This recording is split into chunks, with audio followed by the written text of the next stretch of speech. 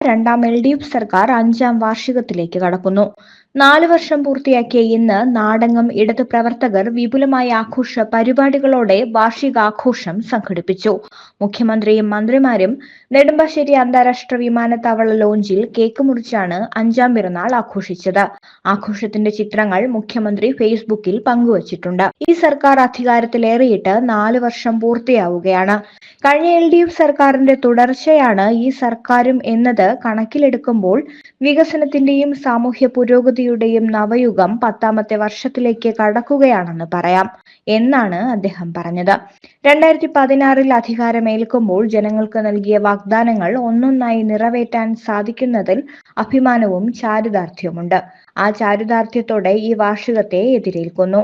അസാധ്യമെന്ന് കരുതി എഴുതിത്തള്ളിയ വികസന പദ്ധതികൾ യാഥാർത്ഥ്യമാക്കിയും വീടും ഭൂമിയും ഭക്ഷണവും ആരോഗ്യവും ഉൾപ്പെടെ ജനജീവിതത്തിന്റെ ഓരോ തലത്തിലും ക്ഷേമം ഉറപ്പുവരുത്തിയുമാണ് സർക്കാർ മുന്നോട്ടു പോകുന്നത്.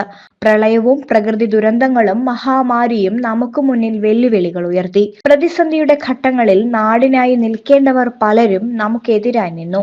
വർഗീയ ശക്തികൾ ഭിന്നിപ്പുകൾ സൃഷ്ടിച്ച് ദുർബലപ്പെടുത്താൻ ശ്രമിച്ചുവെന്നും മുഖ്യമന്ത്രി പറഞ്ഞു. എന്നാൽ ഓരോ ആപൽഘട്ടങ്ങളെയും ജനകീയ ജനാധിപത്യത്തിന്റെ മഹാമാതൃകകൾ ഉയർത്തി ജനങ്ങളും സർക്കാരും ഒന്നിച്ചു നിന്ന് നേരിട്ടു. ജീവിത നിലവാര സൂചികയിൽ മാത്രമല്ല വ്യവസായ സൗഹൃദ അന്തരീക്ഷത്തിലും രാജ്യത്ത് 1ാം സ്ഥാനത്തെത്താൻ സാധിക്കുമെന്ന് തെളിയിച്ചു. പശ്ചാത്തല സൗകര്യം, വ്യവസായം, സ്റ്റാർട്ടപ്പ്, ഉന്നത വിദ്യാഭ്യാസ മേഖലകൾ, പൊതു ആരോഗ്യ രംഗം, കൃഷി, ടൂറിസം, പൊതു ഭക്ഷ്യവിതരണം, ഭൂവിതരണം, ജനക്ഷേമ പദ്ധതികൾ തുടങ്ങി എല്ലാ രംഗങ്ങളിലും അഭൂതപൂർവമായ വളർച്ച ഇക്കാലയളവിൽ കേരളം കൈവരിച്ചു. എണ്ണമറ്റ ദേശീയ അന്തർദേശീയ അംഗീകാരങ്ങൾ നമ്മെ തേടിയെത്തി. 5ാം വർഷത്തിലേക്ക് കടക്കുന്നത് നാടിനെ ഭിന്നിപ്പിക്കുന്ന ശക്തികളെ അവഗണിച്ച് ജനങ്ങളും ഒറ്റക്കെട്ടായി സർക്കാരിനൊപ്പം നിൽക്കുകയാണ്.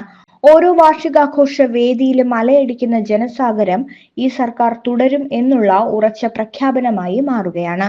ജനങ്ങൾ അർപ്പിച്ച വിശ്വാസവും അവരുടെ പിന്തുണയും ഊർജവും പ്രചോദനമാക്കി അവർക്ക് നൽകിയ വാക്കുപാലിക്കാൻ പ്രതിബദ്ധതയോടെ സർക്കാർ മുന്നോട്ടു പോകും.